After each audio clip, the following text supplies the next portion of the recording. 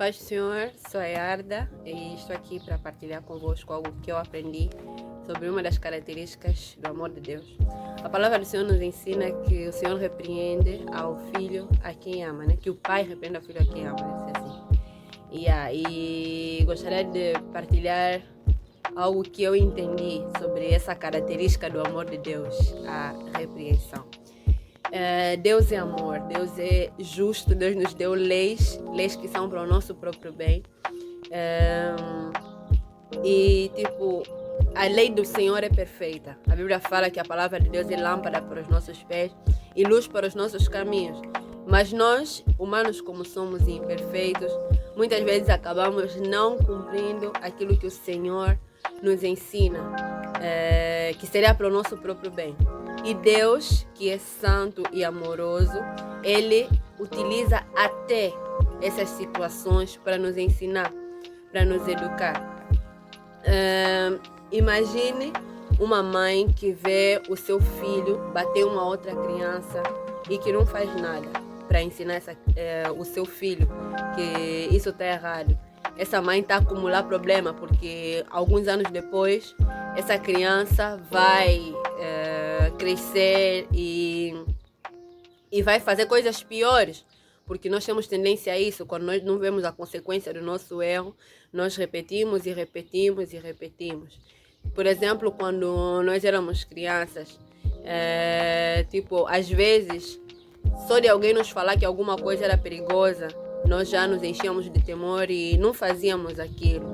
Mas tinha outras coisas que nós aprendemos mesmo errando.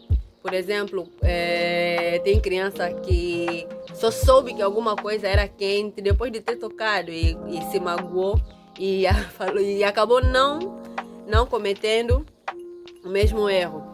Muitas vezes, quando nós passamos por problemas que são consequências dos nossos atos errados, nós temos tendência a usar isso como desculpa para agir mal.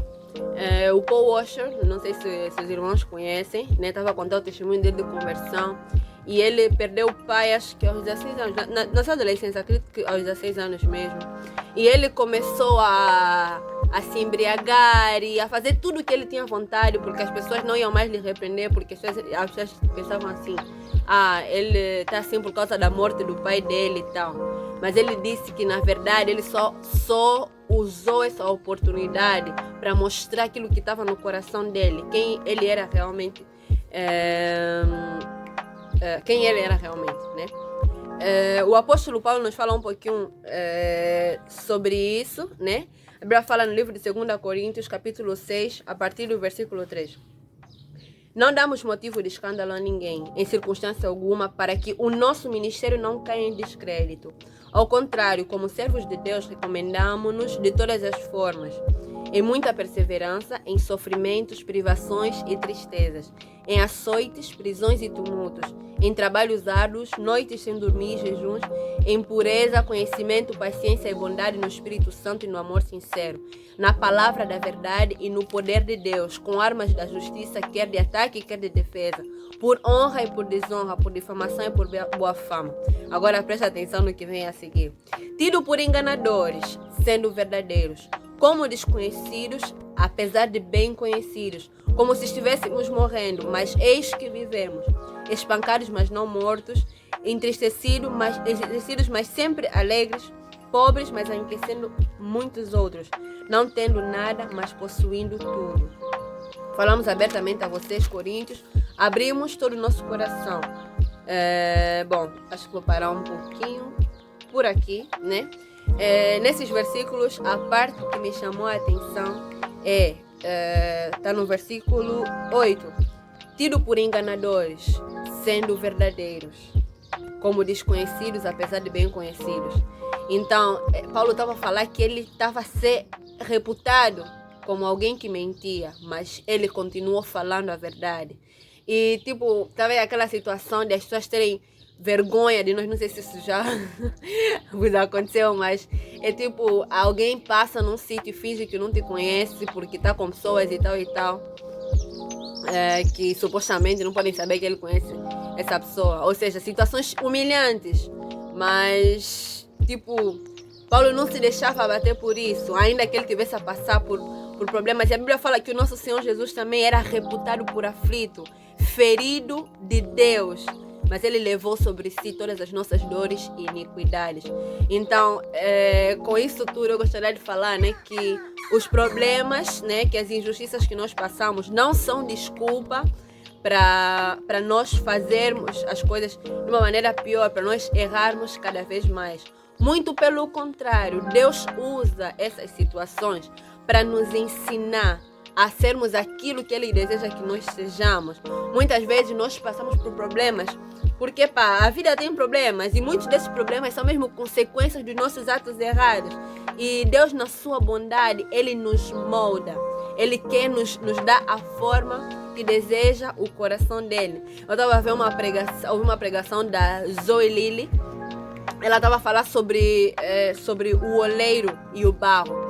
Tipo, ela fez um curso que tem a ver com isso, acho que é porcelana, já nem me lembro do nome do curso. E ela estava a falar que existem processos, né? Que primeiro eles recolhem a terra, tiram os excessos, tipo aquilo que não faz parte do que deve ser usado como matéria-prima. Eles colocam água e depois vão amassando. Mas tipo, esse processo de amassar é feito, tipo, eles colocam música no ateliê e eles começam a bater, né, na massa para dar a forma. E isso dura muito tempo e é difícil, é muito mais difícil do que amassar o pão. E tipo, se eles encontram uma pedrinha, depois desse processo de amassar e tal, se eles encontram uma pedrinha, eles não tiram simplesmente para depois voltar tipo, o trabalho normal.